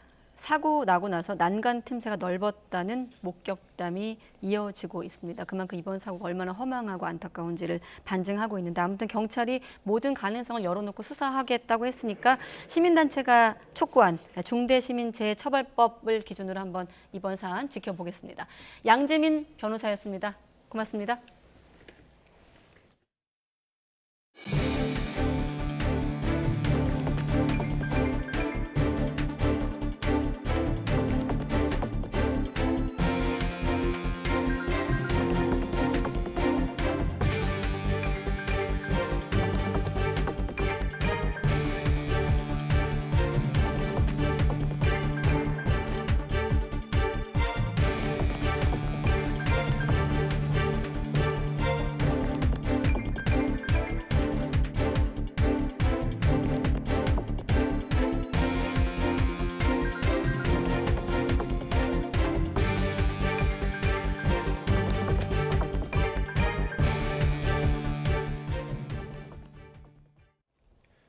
주요 7개국 G7 외교장관들이 북한의 탄도미사일 발사를 강력히 규탄했습니다. G7 외교장관들은 일본 나가노현 가로이자와에서 열린 회의 뒤 채택한 공동성명에서 북한이 전례 없는 빈도로 탄도미사일을 쏘고 있다며 이는 복수의 유엔 안보리 결의에 위반된다고 강조했습니다. 이어 북한의 행동은 지역의 안정을 해치고 국제 평화와 안전에 중대한 위협을 초래하고 있다며 북한의 도발적인 행동을 자제할 것을 촉구한다고 덧붙였습니다. 유엔 안전보장이사회도 북한의 지난 13일 미사일 도발 문제를 논의하기 위해 공개 회의를 열었지만 성과 없이 끝났습니다. 안보리 상임이사국인 중국과 러시아가 이번에도 북한을 옹호하고 나섰기 때문입니다. 김원배 기자입니다. 유엔 안전보장이사회가 북한의 미사일 도발 문제를 논의하기 위해 한 달 만에 다시 공개 회의를 열었습니다. 북한이 지난 13일 처음으로 고체 연료를 사용한 화성 18형 대륙간 탄도미사일 ICBM을 시험 발사한 직후 우리나라와 미국, 일본 등의 요청에 따라 소집됐습니다. 린다 토머스 그린필드 유엔 주재 미국 대사는 북한의 거듭되는 안보리 결의 위반 행위를 강력하게 규탄했습니다. 토머스 그린필드 대사는 북한의 ICBM 발사는 동북아시아뿐 아니라 세계 평화와 안보에 위협이 되고 있다며 국제사회의 단합된 대응을 촉구했습니다. 안보리가 이번에도 행동하지 않는다면 북한의 불법 행위는 계속될 것이라며 북한을 옹호하고 있는 중국과 러시아를 겨냥했습니다. These two council members draw false equivalences between the DPRK's unlawful ballistic missile launches and lawful, defensive, pre-announced U.S. ROK joint military exercises. 영국과 프랑스를 포함해 대부분의 안보리 이사국도 북한의 계속되는 결의안 위반에 대해 우려를 표시했습니다. 이에 대해 중국은 북한이 미사일을 쏘는 건 한반도 일대에서 군사훈련을 하고 있는 미국 탓이라고 했고 이번 달 안보리 의장국인 러시아도 중국을 거들었습니다. 近段时间，美国在半岛周边频繁举行军演，出动核动力航母、B-52轰炸机等战略武器，严重加剧朝鲜不安全感。 이에 당사국 자격으로 참석한 우리나라의 황중국 유엔 대사도 중국과 러시아를 겨냥해 북한의 핵무기 체계 고도화에 대한 안보리 상임이사국들의 특별한 책임을 강조했습니다. 북한 미사일 문제를 논의하기 위해 올 들어 세 번째 열린 이번 안보리 회의도 중국과 러시아의 비협조로 아무런 성과 없이 끝났습니다. YTN 김원배입니다. 북한의 리병철 노동당 중앙군사위원회 부위원장 명의로 유엔 안보리 공개회의에 반발했습니다. 리병철은 조선중앙통신을 통해 신형 전략무기 개발이 미국에 가증되는 군사적 위협과 영내 안전 우려로부터 북한을 수호하고 전쟁을 억제하기 위한 합법적인 자위력 강화 조치라고 주장했습니다. 이어 미국이 안보리를 전면에 내세워 북한의 자위권 행사를 도발과 위협으로 묘사하며 문제시하려는 건 명백한 내정 간섭 행위라고 비난했습니다. 북한이 개성공단 설비를 무단으로 사용하고 있다는 정황이 열 적외선 위성 사진을 통해서도 드러났다고 미국 자유아시아 방송 RFA가 보도했습니다. 지난 2월 24일 열 적외선 위성으로 개성공단을 촬영한 사진을 보면 전자공장과 섬유공장 등 일부 공장이 붉은색으로 나타나 활발하게 가동 중인 것으로 추정됐습니다. 앞서 권영세 통일부 장관은 지난 11일 성명을 통해 북한이 우리 정부의 경고에도 개성공단 내 우리 기업 설비를 무단 사용해 재산권을 침해하고 있다고 규탄했습니다. 통일부는 북한의 개성공단 무단 가동 보도와 관련해 과거보다 많은 북한 근로자가 출근하고 있는 것은 사실이라고 밝혔습니다. 통일부 당국자는 오늘 기자들과 만나 구체적인 내용은 공개하기 어렵다면서도 이같이 말했습니다. 이어 법적 대응을 면밀하게 검토하고 있다며 정부는 앞으로 우리 기업의 재산권을 침해하는 행위에 대해 시간이 걸리더라도 북한에 분명히 책임을 묻고 배상을 요구해 나갈 것이라고 덧붙였습니다. 중국 국가통계국은 중국의 일상회복 원년인 올해 1분기 국내 총생산 성장률 GDP가 작년 동기 대비 4.5% 증가했다고 발표했습니다. 이는 중국이 지난달 양회 때 발표한 올해 연간 성장률 목표치 5% 안팎엔 못 미치지만 시장의 예상치인 4%보다 높습니다. 중국은 지난해 5.5% 안팎의 성장 목표를 제시했지만 제로 코로나 정책과 상하이 도시 봉쇄 등 여파로 3.0% 성장에 그쳤습니다. 중국이 향후 5년간 세계 경제 성장에 가장 많이 기여할 것이라는 분석이 나왔습니다. 블룸버그 통신이 세계 경제 전망 자료를 분석한 결과 중국이 2028년까지 세계 국내 총생산 GDP 성장 기여 비중이 22.6%에 달할 것으로 나타났습니다. 인도가 12.9%, 미국이 11.3% 등 순으로 뒤를 이었고 특히 중국이 미국보다 배 이상 기여하는 것으로 조사돼 눈길을 끌었습니다.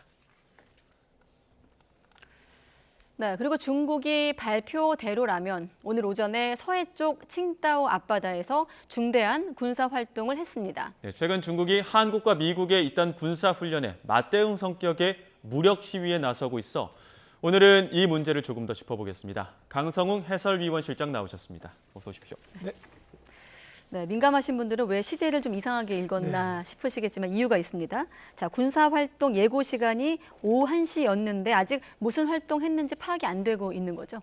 그렇습니다. 오후 1시에 끝나는 시간이거든요. 그런데 아직 이 중국 당국에서 뭐라고 밝히지는 않았습니다. 보통 뭐 하루 지나서 혹은 뭐 며칠 지나서 중국 매체들이 이걸 보도하는 형식으로 할 가능성도 있습니다.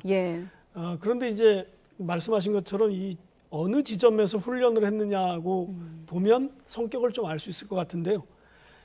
칭다오 항 바로 앞에 앞바다입니다. 다 보이는 바다고 거리를 대략 측정해 보면 한 3-4km 정도 되는 앞바다입니다. 그러니까 여기서 무슨 굉장히 그 위험한 실탄 사격이나 뭐 뭐 미사일 공격 훈련이라든지 이런 걸 했을 가능성은 굉장히 낮다고 봅니다. 예. 그런데 이제 이걸 중대한 군사 활동을 예고를 했기 때문에 외신들도 혹시 뭐지 하고 이렇게 굉장히 촉각을 세웠습니다. 지금 이곳인데요. 칭다오라는 항이 굉장히 이렇게 오목하게 들어갔는데 네. 그 입구 쪽에 저렇게 옆으로 노란색으로 펼쳐져 있는 저 지점이 군사 활동을 한다고 예고를 한 지역입니다. 근데 저 거리는 위아래 수직폭이 한 3-4km밖에 안 되기 때문에 그냥 앞바다입니다. 근데 사실 저 뒤에는 뭐 아파트도 있고 빌딩도 있고 그렇거든요. 네. 그러니까 저기서 뭘 했을 가능성이 그 어떤 뭐 실탄 사격이라든지 포사격 같은 걸 하지는 않았을 것 같고요. 어떤 행사일 것 같은데 4월 23일 일요일이 그 해군 창설 기념일입니다. 예. 그래서 보통 이제 중국이 국제적인 해군 행사를 이날 하는 경우가 많은데 네. 2019년에 4월 23일 날 관함식을 했고 그때 시진핑 주석이 직접 참관을 한 경우도 있는데 그런 그 행사일 가능성도 좀 생각을 해보는 게 좋을 것 같습니다. 예. 발표 내용을 봐야 알겠습니다만 최근 어떤 움직임을 봤을 때는 한국과 미국을 염두에 뒀다고 봐도 되겠습니까? 그럴 가능성을 완전히 배제하기는 어렵습니다. 왜냐하면은 사실 저 칭다오라는 곳이 한반도를 담당하는 지역이거든요.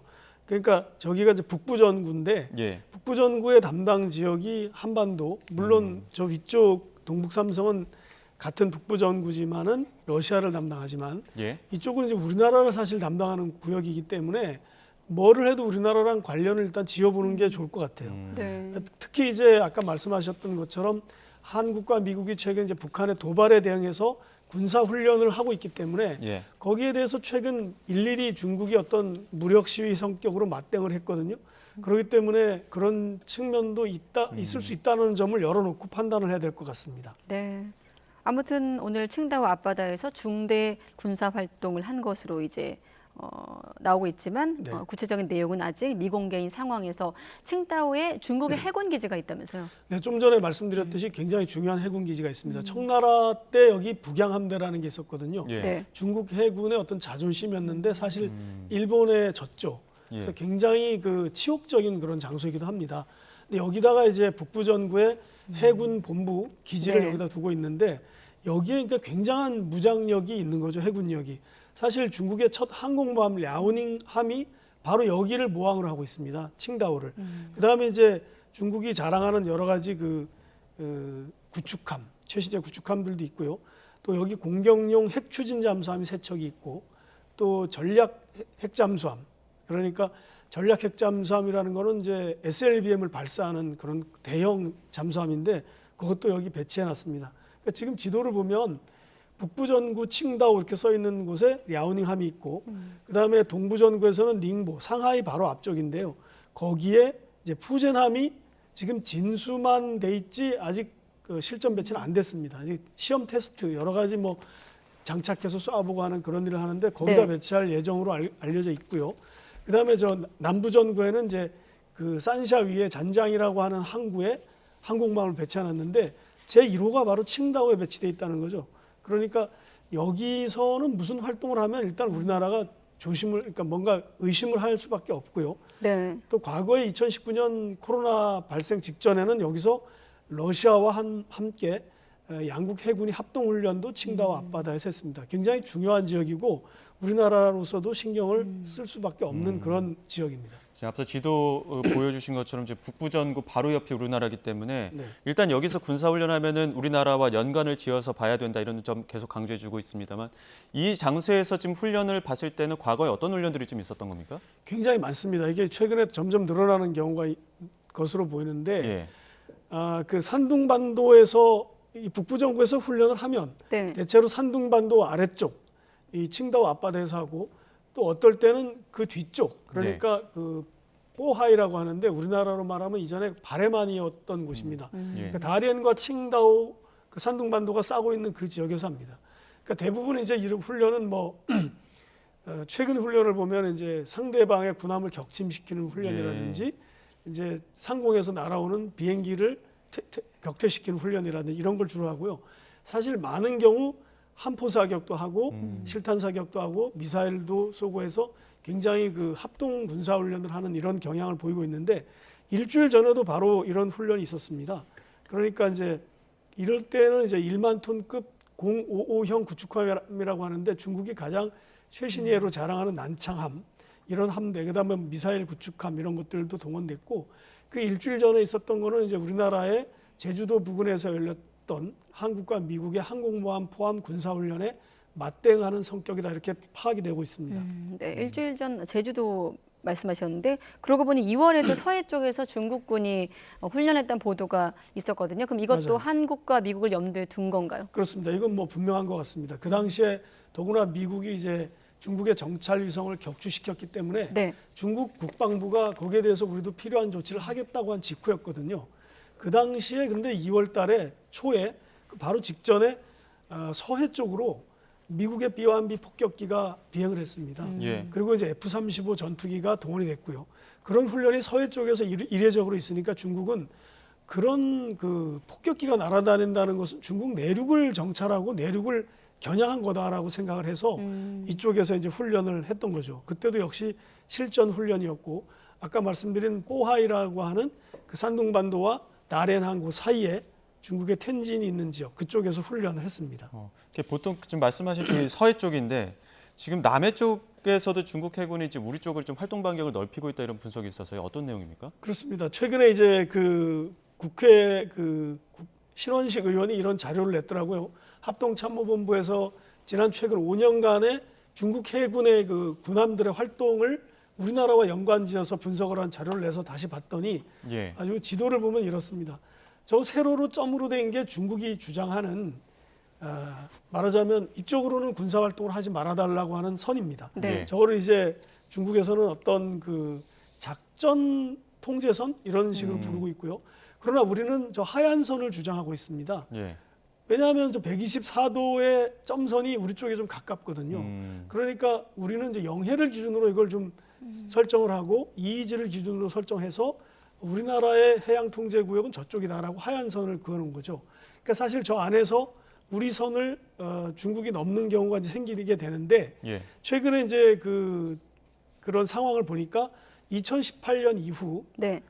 작년까지 매년 200번이 넘는 이 중국 군함이 우리 쪽으로 우리가 설정한 구역 안으로 들어온 겁니다. 예. 사실 그 세로 점선은 중국이 어떤 협의 없이 일방적으로 선언한 건데 그건 아까 그 지도에서 보시면 알다시피 신의주 쪽에서 그냥 세로로 그은 겁니다. 예. 근데 그 선은 이제 124도 경도 124도는 북한과의 경계선으로 북한과 중국이 현실적으로 인정하는 건 아니에요. 또 중국도 북한도 반발하는데 설정해 놓은 선을 그냥 세로로 내려 그은 겁니다. 예. 근데 그러다 보니까 이제 매년 중국에 배들이 들어오는데 네. 좀 전에 말씀하신 것처럼 자세히 보면 남쪽에서 들어오는 배가 또 굉장히 많습니다. 중국 배가. 왜냐하면 사실 동중국해를 굉장히 중국이 또 중요시하고 있기 때문인데 예. 미국과 일본이 이제 해군 협력을 강화하면서 센카쿠 열도가 동중국해에 있거든요. 그러다 보니까 함정 활동을 많이 하니까 내려왔다가 우리나라 쪽도 들어오는 이런 현상이 많은 것 같습니다. 네, 사례를 모아보니 정말 중국의 이런 군사훈련이 빈번해지고 있고 우리가 촉각을 좀 곤두세울 수밖에 없어 보이는데 네. 자 그렇다면 서해에서 넘어오면 안 되는 구역은 어디까지인 건가요? 아까 잠깐 말씀드렸는데요. 그 세로선이 이제 124도 선인데 네. 그걸 중국이 그어놨고 우리는 그 안쪽 중국 쪽으로 123도를 그었습니다. 이 정도 위도에서는 한 88km 정도의 차이입니다. 1도 차이가. 그러니까 우리는 동경 123도, 네. 중국은 동경 124도. 우리 쪽으로 중국은 더 갔고 우리는 중국 쪽으로 더 갔죠. 예. 그렇게 했는데 이걸 사실을 왜 그었을까? 이제 서로 만약에 이걸 긋지 않으면 어떤 잠정선을 긋지 않으면 굉장히 군사적 그 우발 충돌의 가능성도 있고 네. 서로 경계를 계속해야 되니까 서로 마이너스죠. 그러다 보니까 어느 정도 그어놨는데 이게 지금 제대로 서로 협의가 안 됐기 때문에 넘어오는 그런 경우도 많은데 최근 들어보면 이렇게 매년 200번 이상 서해뿐만 아니라 남해 동해에서 중국 배가 들어온다는 것이 통계적으로 나오고 있습니다. 예, 지금 남해 쪽에서 좀 많은 좀 침범하는 경우들이 있고 지금 남중국해 위기가 또 일상화되다시피 했다 이런 말씀도 앞서 해주셨는데 그럼 네. 이런 긴장 분위기 속에서 이제 서해 쪽으로도 점점 더 활동 범위가 넓어지는 겁니까? 그렇습니다. 그 신원식 의원실에서 낸 자료 중에 항공모함이 접근해서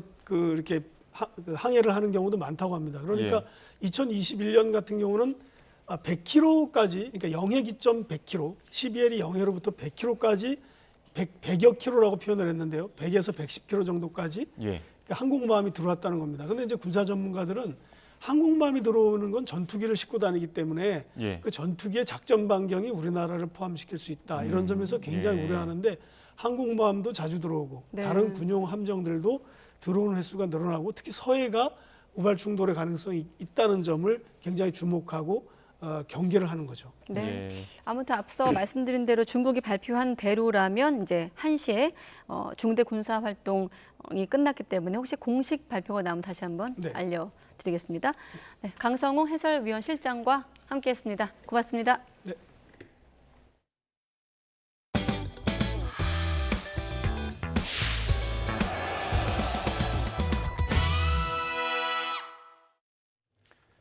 최근 유출된 미국의 기밀 문건과 관련해 만약 한국에 대한 도청이 사실로 확인될 경우 사과할 건지 묻는 질문에 미 국방부는 한국과 관계는 매우 좋다고 강조했습니다. 백악관은 문건에 언급된 개별 국가와 소통하고 있고 상대국들은 미국의 진지한 자세에 고마움을 표시하고 있다고 밝혔습니다. 워싱턴 권준기 특파원입니다. 미 국방부는 한미 국방장관이 모두 유출된 문건이 위조됐다고 말한 데 대한 근거를 묻자 현재 조사가 진행 중이라며 즉답을 피했습니다. We're doing a review of the documents. It's something that our INS team is assessing and reviewing to see if any documents were further manipulated. But I just wouldn't get into the specificities. 만약 한국 국가안보실에 대한 도청이 사실로 드러난다면 사과할 건지 질문에도 법무부 수사가 끝나봐야 알 수 있다고 답했습니다. 다만 한국과 관계는 매우 긍정적이고 미국의 한국에 대한 약속은 굳건하다고 거듭 강조했습니다. We have a very good relationship with South Korea. You've heard us say from here, from this podium, but again from Secretary Austin as well, that our commitment is rock solid, and we have a positive relationship with South Korea. 백악관은 문건에 언급된 개별 국가에 고위급에서 일일이 연락을 취했고 동맹 파트너국과 신뢰관계가 훼손되진 않았다고 밝혔습니다. 상대국과의 통화 내용을 공개할 수는 없지만 이번 사안을 다루는 미국의 노력에 고마움을 표시했다고 전했습니다. I will simply say this broadly. They have appreciated the calls. They have appreciated the seriousness with which we are taking this issue, and they have appreciated our commitment to keeping them informed. 유출자 체포 이후 기밀 문건에 대한 수사에 박차를 가하고 있지만 아직은 문건의 유효성에 대한 판단이 끝나지 않았다고 설명했습니다. 백악관은 문서의 조작 여부와 상관없이 여전히 공공 영역에 있어서는 안 될 기밀 문건이라며 언론에 보도하는 데 주의를 기울여 줄 것을 당부했습니다. 워싱턴에서 YTN 권준기입니다. 조 바이든 미국 대통령의 부인인 질 바이든 여사가 백악관에서 기시다 후미오 일본 총리의 부인 기시다 유코 여사를 만났습니다. 유코 여사가 미국을 단독으로 방문한 건 처음인데 이번 방문은 바이든 대통령의 초청으로 성사됐습니다. 바이든 여사와 기시다 여사는 오찬에 이어 백악관 남쪽에서 미국과 일본의 오랜 우정을 기념하는 식수 행사도 가졌습니다. 이번에 심은 나무는 왕벚나무로 지난 2017년 백악관에 심은 같은 종류의 나무가 번식한 것이라고 AP통신이 보도했습니다. 미 연방수사국 FBI가 뉴욕 차이나타운에서 중국 향후회 간판을 걸고 중국 비밀경찰서를 운영한 혐의로 중국계 남성 2명을 체포했습니다. 미 FBI는 맨해튼에서 61살 루젠왕과 59살 천진핑을 중국 공안부 소속 불법 비밀경찰서를 운영한 혐의로 체포해 기소했습니다. 루젠왕은 미국 내 푸첸성 출신 향후회인 창러공회 회장으로 약 17억 원의 맨해튼 차이나타운 6층 건물에 사무실을 임대했는데 FBI는 이곳이 중국 비밀경찰서로 활용된 것으로 보고 있습니다. 기시다 후미오 총리에게 폭발물을 던진 피의자 기무라 유지가 정치에 관심이 많았던 것으로 알려지고 있습니다. 요미우리 신문은 기무라가 지난해 7월 참의원 선거를 앞두고 공직선거법이 정한 피선거권을 조건으로 입후보하지 못한 것이 부당하다면서 법원에 손해배상 청구를 제기했다고 전했습니다. 기무라는 당시 피선거권이 정한 참의원 출마 기준 나이인 25세 미만이었고 공탁금 300만 엔도 준비하지 못해 선거에 나설 수 없었습니다. 우크라이나를 침공한 러시아를 비판해왔던 반체제 인사가 반역죄로 징역 25년형을 선고받았습니다. 서방 국가들은 일제히 러시아를 성토하며 즉각 석방을 촉구했습니다. 김태영 기자입니다. 모스크바 법원은 야권 정치인이자 언론인 블라디미르 카라무르자에 대해 반역 등 혐의를 인정해 징역 25년형을 선고했습니다. 검찰이 구형한 형량 그대로입니다. 야권 지도자 보리스 넴초프의 측근이었던 카라무르자는 2015년 넴초프가 괴한들의 총격을 받아 숨진 뒤 자신도 중독 증세로 쓰러졌다가 겨우 살아났습니다. 2017년에도 독극물에 중독돼 혼수 상태에 빠진 뒤 치료를 받으러 해외로 나갔다가 지난해 초 우크라이나 전쟁에 반대하기 위해 귀국했습니다. 카라무르자는 지난해 4월 모스크바 집에서 체포됐습니다. 이후에 과거 해외에 있을 때 푸틴을 비판한 연설 때문에 반역과 함께 군 관련 가짜정보 유포 등 혐의가 추가됐습니다. 서방 국가들은 일제히 이번 판결을 비판했습니다. 러시아 주재 미국, 영국, 캐나다 대사는 법원 앞에서 입장을 밝혔습니다. The court's decision today to sentence Vladimir Kara-Murza to 25 years in prison is an attempt to silence dissent in this country. We will continue to call for his release. Regardless of this verdict, freedom-minded people in this country and all over the world recognize Vladimir Kara-Murza as a man of honor and conscience. 폴커 티르크 유엔 인권 최고 대표는 누구도 자신의 인권을 행사한 것을 이유로 자유를 박탈당해선 안 된다며 즉각 석방을 촉구했습니다. 호세프 보렐 EU 외교안보 고위 대표도 터무니없이 가혹한 이번 판결은 사법제도의 정치적 오용이라고 비난했습니다. YTN 김태현입니다. 네, 미국에서 초인종을 잘못 누른 10대 흑인 소년에게 총을 쏴 논란이 일고 있는 가운데 가해자인 80대 백인 남성이 기소됐습니다. 미국 미주리주 캔자스시티에 사는 84살 앤드루 레스터는 지난 13일 방문할 집을 잘못 찾아 자신의 집 초인종을 누른 16살 흑인 소년 렐프 얄 군에게 총격을 가한 혐의를 받고 있습니다.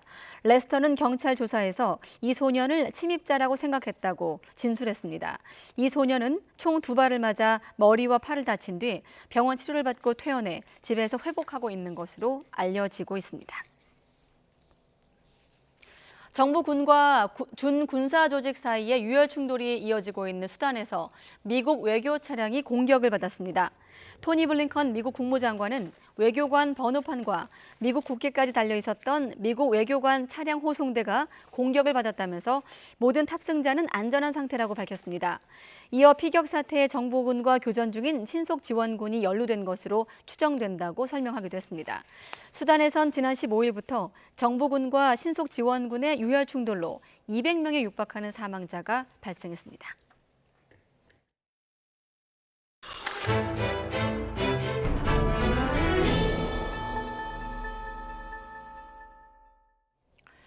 SM 엔터테인먼트 인수 과정에서 불거진 시세 조정 의혹과 관련해 금감원이 본사 압수수색에 나섰습니다. 금융감독원 특별사법경찰은 오늘 오전 9시부터 서울 성수동에 있는 SM 엔터테인먼트 본사에 수사관을 보내 관련 자료를 확보하고 있습니다. 지난 2월 하이브는 SM 엔터테인먼트 인수 과정에서 특정 세력이 SM 주가를 끌어올려 하이브 공개 매수를 방해하고 있다면서 금융감독원에 진정서를 제출했습니다. 과거도 방파제 사업 공사비를 부풀려 300억 원대 국가 예산을 가로챈 혐의를 받는 삼성물산 전현직 임직원 등 8명이 불구속 상태로 재판에 넘겨졌습니다. 삼성물산과 설계감리회사의 전현직 임직원인 이들은 지난 2013년 1월 해양수산부 산하기관이 발주한 과거도항 태풍 피해 복구 공사를 수주한 뒤에 작업 일수 등 견적서를 부풀려 사업액 347억 원을 가로챈 혐의를 받습니다. 국가정보원은 해외에서 북한 공작원을 접촉을 하고 수시로 지령을 주고받은 혐의로 민주노총 조직쟁의국장 A씨 등 관계자 4명을 검찰로 넘겼습니다. 이들은 지난 2017년부터 지난해까지 중국과 캄보디아, 베트남 등에서 북한 공작원을 만난 혐의를 받고 있습니다. 또 지난 2018년부터 최근까지 100여 차례에 걸쳐 북한으로부터 지령을 받고 보고를 건넨 혐의도 받습니다. 양부모의 학대 끝에 숨진 정인이 사건을 부실 수사한 경찰관들이 징계가 부당하다며 소송을 냈지만 졌습니다. 서울행정법원은 이화섭 당시 양천경찰서장 등 경찰관 5명이 경찰청 등을 상대로 징계를 취소해달라며 낸 소송에서 원고 패소로 판결했습니다. 재판부는 의료기관에 아동학대 의심 신고가 접수되면 반드시 수사에 착수해야 한다며 이들이 아동학대 수사 등의 업무를 총괄하는 지위에 있었음에도 수사 필요성을 제대로 파악하지 못했다고 지적했습니다. 네, 서울시가 김포 골드라인 혼잡도 완화 대책으로 서울과 김포 구간 물길을 잇는 수상버스를 도입하기로 했습니다. 구체적인 운항 노선을 정하는 등 준비 과정을 거쳐서 1년 이내에 수상버스를 띄우겠다는 계획입니다. 김종균 기자가 보도합니다. 영국 런던의 중심가 웨스트민스터 지하철역 출구와 템스강 리버버스 탑승장이 붙어 있습니다. 한 번에 약 200명이 탈 수 있고 시속 50km로 속도도 빠릅니다. 오세훈 서울시장이 지난달 유럽 출장 당시 직접 체험해본 교통수단입니다. 이 리버버스를 한강에 도입해 서울에서 김포까지 물길을 잇는 방안을 서울시는 적극 검토 중입니다. 수상버스 노선은 행주대교 남단부터 잠실까지 10개 선착장 약 30km를 운영할 예정입니다. 김포 시민은 셔틀버스나 노선버스 등을 통해 행주대교 남단까지 이동하면 여의도까지 수상버스로 20분 정도면 도착할 수 있습니다. 김포시에서 제안한 40인승 수륙 양용버스는 시속 15km의 속도 등을 고려할 때 출퇴근용 교통수단으로는 역부족이라고 판단했습니다. 서울시는 지하철, 버스와의 환승 할인이 가능한 수상버스 정기권도 도입할 계획입니다. 선착장까지의 접근성은 셔틀버스나 또 자전거 이용, 또 PM 등을 통해서 목적지까지 쉽게 접근할 수 있도록 그렇게 추진할 예정이고요. 향후에 지하철 또 버스와의 환승도 적극 검토할 예정입니다. 서울시는 구체적인 운항 노선을 정하는 등 철저한 준비 과정을 거쳐 1년 이내에 수상버스를 한강에 띄울 예정입니다. YTN 김종균입니다. 대전에서 만취 운전 차량의 9살 배승아 양이 목숨을 잃은 안타까운 사고가 발생한 이후 음주 운전자의 신상을 공개하고 처벌을 강화하자는 목소리가 커지고 있습니다. 아울러 어린이 보호구역의 허술한 교통안전시설과 법규도 다시 한번 살펴봐야 한다는 지적도 일고 있습니다. 강성옥 기자가 보도합니다.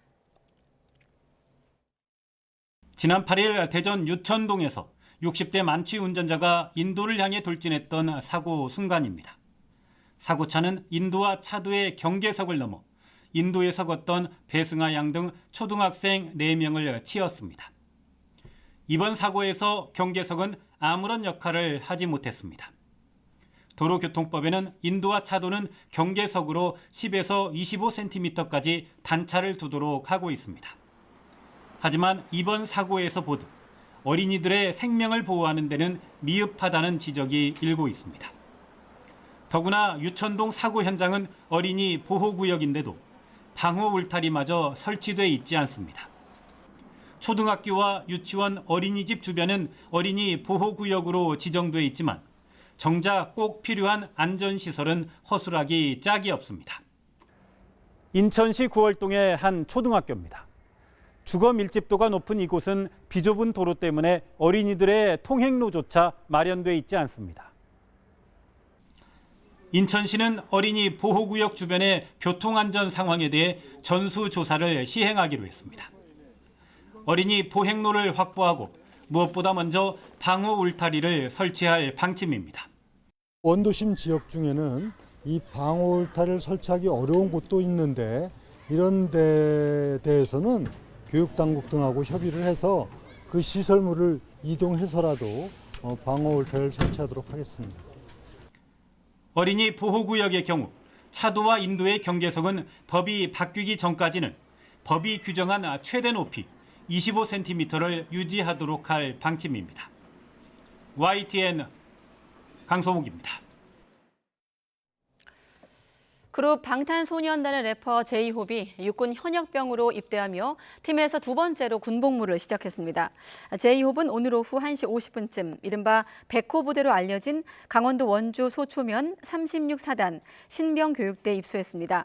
제이홉은 검은색 승합차에 탄 채 별도 행사나 인사 없이 들어갔고 차 안에는 다른 BTS 멤버도 함께 탑승한 것으로 확인됐습니다. 방탄소년단 멤버의 입대는 지난해 12월 마태형 진이 경기도 연천 5사단에 입대한 지 넉 달 만입니다.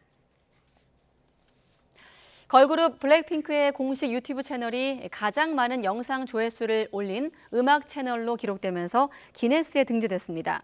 YG 엔터테인먼트는 블랙핑크의 유튜브 채널이 지난 10일 기준으로 누적 조회수 301억 회를 찍으면서 기존 1위인 저스틴 비버를 제치고 가장 많은 누적 조회수를 기록한 유튜브 음악 채널이 됐다고 밝혔습니다. 이로써 블랙핑크는 전 세계 걸그룹 가운데 스포티파이에서 가장 많이 스트리밍된 아티스트 가운데 통산 21번째 기네스 기록을 보유하게 됐습니다.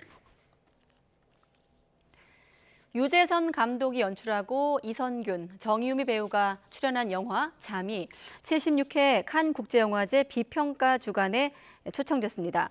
프랑스 비평가협회가 주관한 칸 영화제 비평가 주간은 감독의 첫 번째나 두 번째 작품을 소개하는 프로그램입니다.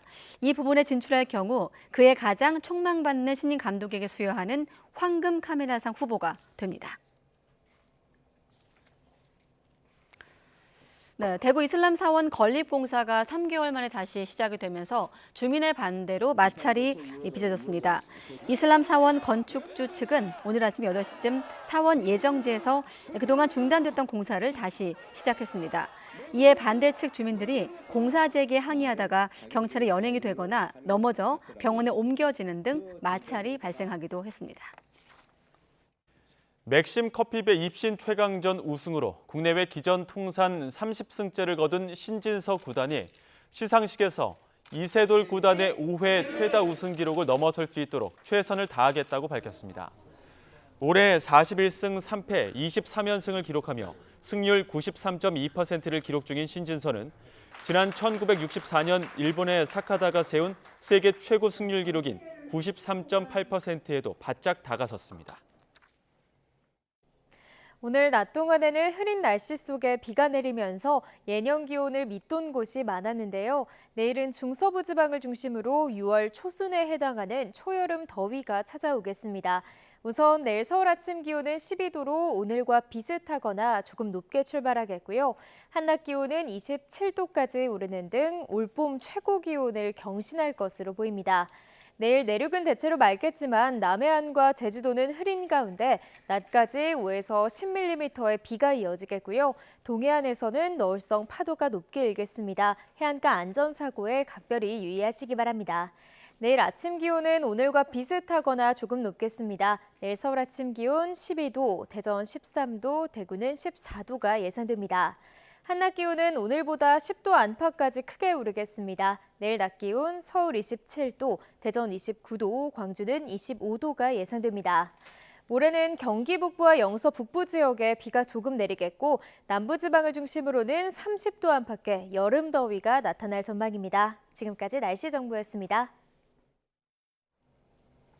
가장 빠른 종합 뉴스, 뉴스큐 마치겠습니다. 이어서 이브닝 뉴스가 방송됩니다. 시청해주신 여러분 고맙습니다.